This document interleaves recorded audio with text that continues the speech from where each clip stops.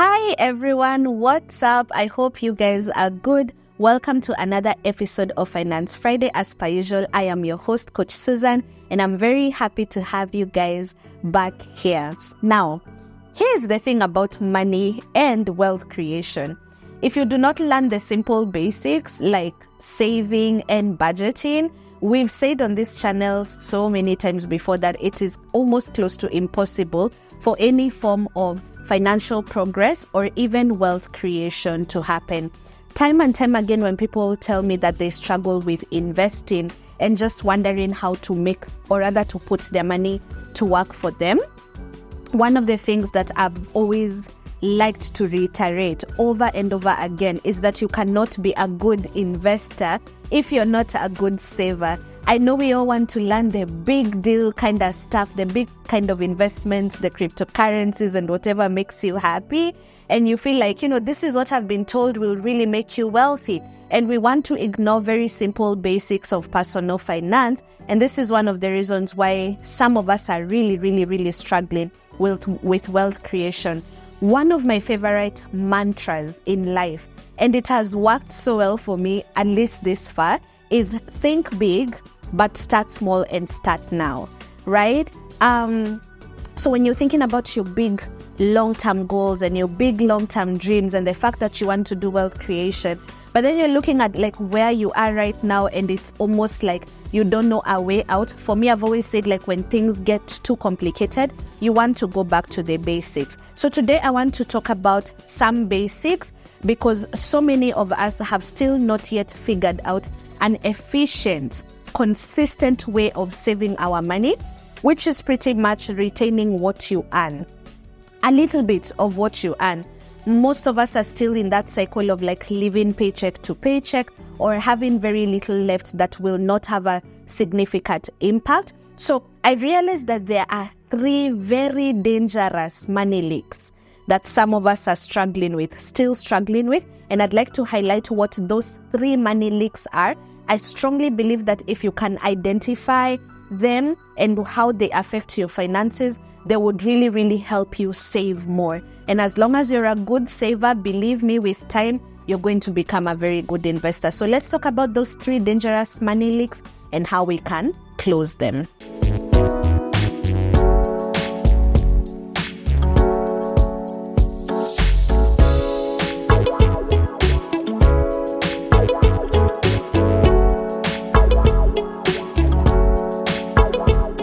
So the first money leak that you need to be very careful of is this narrative that I will save more when I earn more. This is a big problem, guys, for so many of us. And it used to be a problem for me. And let me tell you guys, it did not go so well. You guys know I lost my job after, around close to 4 years of working in an investment company. And you would think that someone who works there, kind of like knows the ropes or what to do in terms of like saving and investing.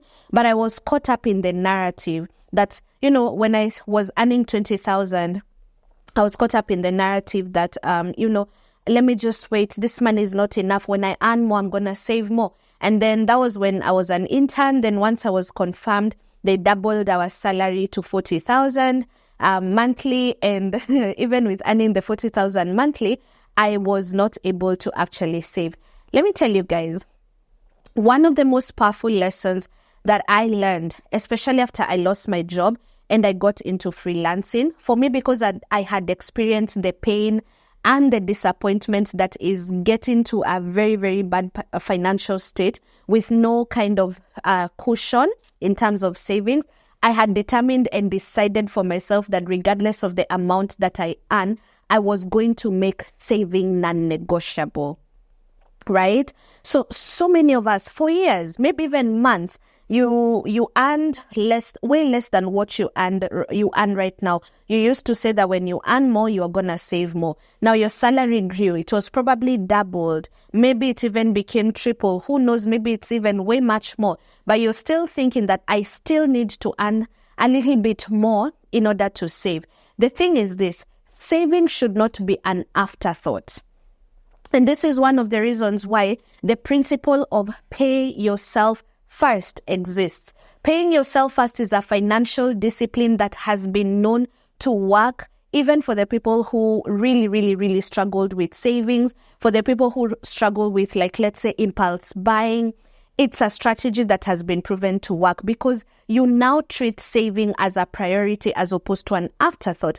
How many times, maybe at the beginning of the month or before the next pay cycle comes in, have you said that, you know what, let me pay these things and then I'm gonna save whatever is left? And the truth of the matter is that most of the time you'll find that there's nothing or very little actually left to save. But when you make a predetermination that once I get my pay or once I get my salary or once this business is paid for, I'm going to take 10% of this, 5% of this, 5,000 out of this and save consistently, you actually realize that once you've done it as a priority and you've put something aside, and then you're left to figure out everything else with whatever is left, it becomes a discipline that has helped us. For me, this is one of the things that I did when I was freelancing and earning peanuts, pretty much trying to do online writing before my coaching business became a thing. I had determined in my heart and in my mind that I was gonna save a little. It doesn't matter how much money I earned. When I earned 5,000 that month, I'd save a little from the 5,000. When I earned 10,000, I would save. Like, I made it mandatory, non-negotiable, no discussions. The entire narrative that some of us have that we are gonna save when we earn more is a big lie. The truth of the matter is that how you behave with 20,000 is exactly how you're gonna behave with 200,000, probably how you're going to behave with 2 million, if not worse. Right? So whether you save or not is not a matter of how much money you're earning per se. It's about whether you actually prioritize savings. You know why we pay rent every month, regardless of how bad our finances are? Because we've made that a priority. You know why we pay our utilities? Because if we don't, we know something will be. Like, they'll turn off the lights. They will turn off your water. So we prioritize these things and therefore we end up actually funding them and putting money towards them, right? So until you begin to prioritize your savings, you see, these other things have external players that will inflict consequences on us. Listen, guys, if you're not so careful, you may not think that, no one will come and cut off like your oxygen supply or anything. But the truth of the matter is that this economy, especially if you're Kenyan, this economy will inflict consequences upon you if you do not prioritize saving. So please, can we get out of this loop and cycle? It's a big money leak. Keep, when you keep telling yourself that you're going to save more when you earn more, prioritize saving first. Pay yourself first, and you'll realize, even as a low-income earner or a middle-income earner, you will save something as long as you make saving a priority, okay? The second dangerous money leak that is really preventing so many of us from accumulating savings and obviously as a consequence building wealth is societal pressure. Guys, this thing is really killing our generation. In a day and age where we spend most of our time observing other people's lives, we spend most of our time consuming content or information about other people's lives and achievements, from where they live, what they're wearing, what they're driving, where their kids are going to school, whether their clothes are designer or not.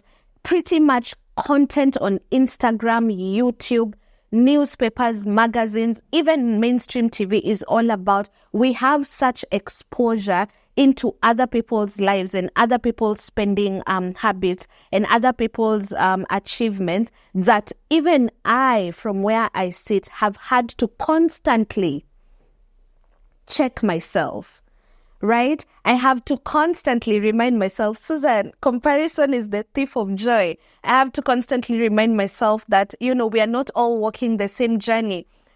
We don't come from the same place. Our capabilities, our financial abilities are not the same. So many of us are not saving because of that.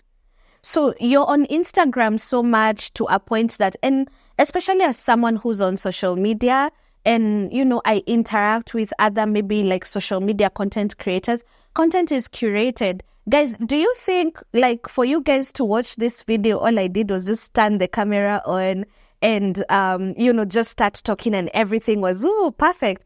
I'll do probably 3-4 takes. Maybe I will stop at some point, edit at some point, do this, that. Like everything you see online is actually curated. So if this kind of content, for example, like a sit-down video would have to be edited and curated, how much more do you think like lifestyles of people are curated? Yeah? So I talk to so many people, and especially because in my nature of work as a coach, one of my favorite classes to teach is my Budgeting 101 coaching class, because we really get into where and how you're spending your money. And I'm in fact, nowadays, I'm not even surprised. So many parents are taking their children to schools they cannot afford because the narrative has been sold to you that that particular school is the reason your child will succeed. If many of us were being honest with ourselves, we would not be driving the cars we do. We'd not be living in the houses we do. We'd actually not even be living in the areas that we do. We'd not be spending as much money as we spend on like grooming, hair, whatever. We'd not be spending as much money as we do on drinks and hangouts with our friends. We would not. We would be drawing boundaries. We'd be accepting of where we are, right? So many of us are earning. We have like some sort of what would be considered a reasonable income source. But because of the societal pressure around us, because of the social media pressure around us, because you have to fit in your chama group, you have to fit in your friends group, you have to fit in your church group, you have to fit in the office, because of the need to fit in, right? And the need to impress people, other broke people, many of us end up spending on things that if it weren't for people around us and if it weren't for it getting to us, we'd probably save way, way more. So deciding whether you're going to take a job or not, deciding whether you're going to Uber or not, deciding whether you're going to get a low CC car like a Vitz or a Demio versus whether you're going to get a Subaru, a lot of it has to do with people. And this is one of the things I always encourage people. The day I learned that my finances will change and completely shift, when I just focus on my focus and like concentrate on what I can and cannot do, I began to see change. And especially like for me, I have a deep history of poverty, and it kind of like leaves you with some sort of trauma that pushes you or causes you to want to kind of like prove the world wrong or prove people wrong. And I really observed that when I started earning just a little bit more than what I used to earn when I was employed, because of that lack of dignity for so long, you want to kind of like, in fact, I wanted to go back to like where we used to live, like in Zimmerman, dressed a little bit better just so that people can see I'm now doing well. Or, you want to go, it's a trauma. So many of us it's like you want to prove the naysayers wrong, or you want to kind of like show them that now things are different. Live your life for yourself.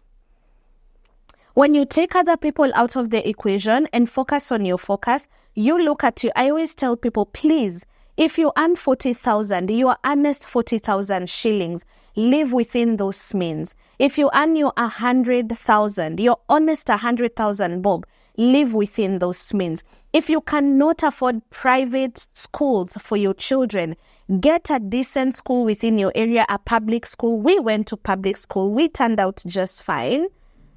Live within your means. A lot of these things that we are seeing around us are curated, and a lot of people are not honest about where they get their money. A lot of people are not going to be honest with you that they are in deep debt because of the cars they drive. A lot of people are not going to be honest with you that they are in debt taking their children to these schools. A lot of people will not be honest with you about the fact that they are taking out loans for hair and travel. Influencers will not tell you, all of them, that every time you see them at this particular parlor, it's sponsored. Like they're not paying for the nails, but they got the nails done. They're not paying for the hair or the wardrobe, but they got it done. They're not being honest. Right? Some of them are, some of them aren't. We're not, coming for influencers, okay? What we are just saying is that a lot of what will give you pressure is what people want you to see, because again, very few of us are honest about where we are and what we can or cannot afford. So if you're able to close this money leak, if you're able to close this loophole and just focus on your focus, live within your means, live where you can afford, drive what you can afford to drive. And even if you can't afford to drive anything, drive or take your Uber, live within your means. Societal pressure is destroying our generation. And for me, there's something I say time and time again. We're all just a bunch of broke people trying to impress other broke people, or trying to prove to other broke people that we are not broke. And it really does not make sense. So just try and see how you can. And then, of course, define your value and your worth as a person outside of just these material things, right? These things come and go, but then, of course, your worth as a person is not determined by like how expensive your home is or how expensive your hair is. A lot of us just need to deal with that. Which brings me to the third money leak that I genuinely feel that this one here is big. Unhealthy emotional coping mechanisms, right? As I said, for me, a lot of, the few times I've found myself really just leaning towards kind of like bad money habits, it's been because of past money trauma and things like that. When I read The Psychology of Money, and I read this book in 2021, if not 2022, it really, really just helped this sink in, because it says that your success in personal finance is only 20% head knowledge. Do you know what head knowledge is? Head knowledge, guys, everything we've been doing on this channel for the years we've been here. Like just learning budgeting, debt repayment strategies.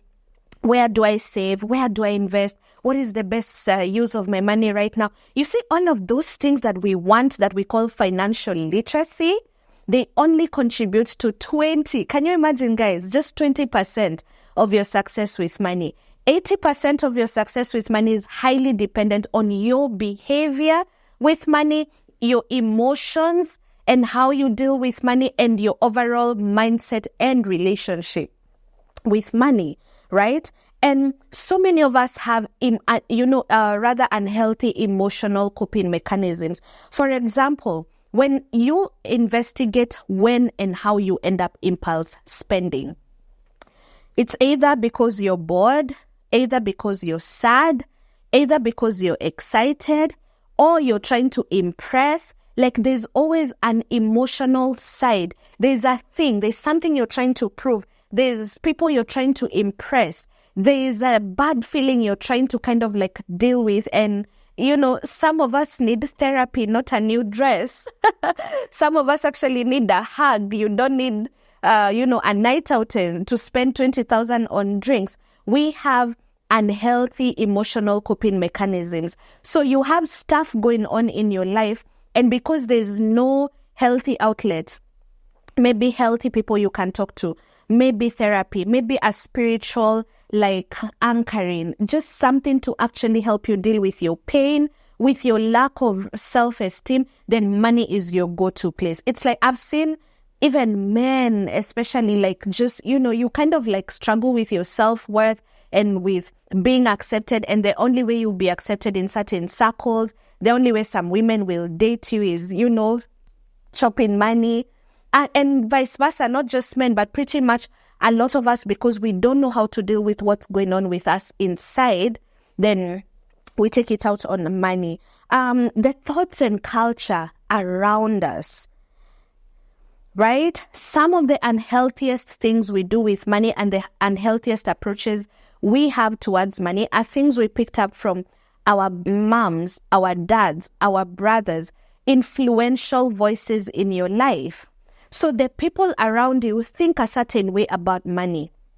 And this, let me tell you, I learned the hard way. For again, because of growing up where I grew up, a lot of the people that we grew up with grew up in the same situation. And so you kind of like end up surrounding yourself with people who have a scarcity mindset. And for the longest time, until I met like a different breed of people that thought differently, right? So we'd sit and we'd wonder and we'd like, maze tu si ni masafara, maze unaona kama watoto hawadosi, you almost kind of like, you just think, financial literacy is for them. Good job opportunities are for them. Good education is for them. Like almost, it's like you've just disqualified yourself. Listen, you surround yourself with people with a scarcity mindset long enough, you begin to have a scarcity mindset. You surround yourself with people who think, these things are not impactful, they're not helpful, it's easier said than done. Like, like, have you just ever met someone who's completely negative? It doesn't matter what you tell them about money. You literally bring an idea and an opportunity. Feed it on a silver platter to this person, and they still will not see the opportunity. I've talked to people, had sessions with them, like from, where I used to, where I've come from, given them a business idea. And even after providing all of this and giving them resources, the person will not go an extra mile. That person will tell you, but sina bundles, as in, I'm just like, I just gave you a high value session for free. I've given you resources. I've given you guidance. The least you can do is get some time, sit down, read, research, bundle all that together and try see what can come out of this. But this person will not see that. So when you tell them that, you can actually make money outside of employment, they're just like, nah, that's not for me. I don't have capital. They are not willing to explore. So the thoughts and the culture around us are actually just, impacting. Some of us struggle to follow simple money rules, and yet we expect to see change. So I talk to someone and they're like, I really want to save, want to build wealth. And in my mind, I'm looking at your daily decisions. Are you actually budgeting? No. Are you tracking your expenses? No. You've heard me talk about money market funds, investment opportunities. Have you ever attempted to open one? No. Is your money still sat in a bank account 2 years into watching all my videos every Finance Friday? Yes. So you want to see change, but you've not done anything different. All of these are just unhealthy emotional coping mechanisms or patterns, right? For some of us, it's the lack of healing or the failure to detach from past financial trauma, either what you saw growing up or what some of your parents used to do. Some of us watched our parents get auctioned, impulse buy, and do some of these things. And when you grow up, you actually end up seeing that you're repeating the same pattern. Yeah? For some of us, the emotional, or rather the unhealthy emotional pattern could be an inability to say no to yourself or an inability to say no to your friends. Was an inability to even say no to your family members. I remember just some few months ago, I did a video on black tax, and the conversations I've had with some of my subscribers and followers from that video are very bewildering, because I didn't realize how difficult it is for some of us, complete adults, like you're in your 40s and 50s, and some of us are still struggling with an aspect of being emotionally manipulated by our parents and being emotionally manipulated by our older siblings, younger siblings, being emotionally manipulated by extended family members. And at the root of it is just a fear of saying no, a fear of being labeled the black sheep, a fear of being alienated as punishment for having boundaries.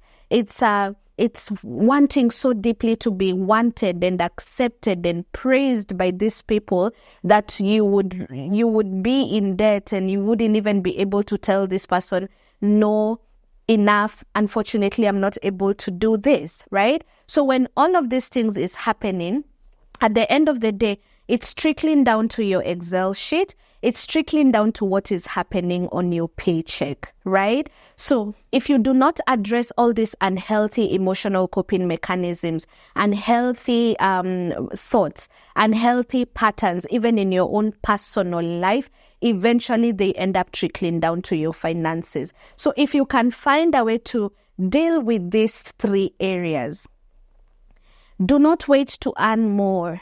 Please start saving the little you have. Number 2, do not give in to societal pressure.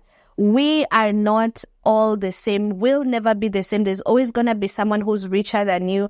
There's always going to be someone who's poorer than you. Live your life and live within your means. And finally, find healthy coping mechanisms for the things you have going on in your heart, in your mind, and emotionally, so that they don't trickle down to your money. If you can find a way to deal with those 3 things, I feel like some of us, if not most of us, would begin to save more, because we'd begin to retain more and more money. The money that has been going to, trying to impress people, trying to fit in, will be retained. The money that has been trying to buy your family's affection and acceptance can be retained and can begin to start going towards your savings and even eventually investments, right? This money that you feel is too little to be saved, if you can just prioritize paying yourself first, that will also have some impact. So if you're able to identify 1 or 2 or even these 3 areas and begin to do something towards that,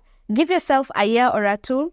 Takuja kuniambia, you'll come tell me. You'll probably have some savings, if not a significant amount of investing, because you realize that money is not just about having head knowledge. It's also dealing with some of our emotional setups and how our mental, and just our mental structures are, and the conversations we have in our heads about what we can or cannot do. Yeah. So guys, that's about it. Please let me know if you loved this episode, if you found the concepts we are discussing today useful, insightful, or even relatable. Let me know, which of these things have you been struggling with? Is it the I don't earn enough, or is it societal pressure, or is it just the lack of boundaries? If you've been able to identify, and what are you actually promising yourself to begin working on, at least before the year 2024 ends, right? So let me know in the comment section. Share this video with your friends and family, and remember to turn on the notification bell and subscribe so that you can be notified every time I upload a new video. Thank you so much, guys, for supporting me and for watching this channel. You guys share my videos. Sometimes I even have my extended family members sending me videos that their friends and other people sent them. So I'm very, very appreciative of you guys sharing my content, tagging your friends along. Let's keep doing that. It really supports the work that I do here and also at the Legacy Hub Kenya. So thanks again. Until the next episode of Finance Friday.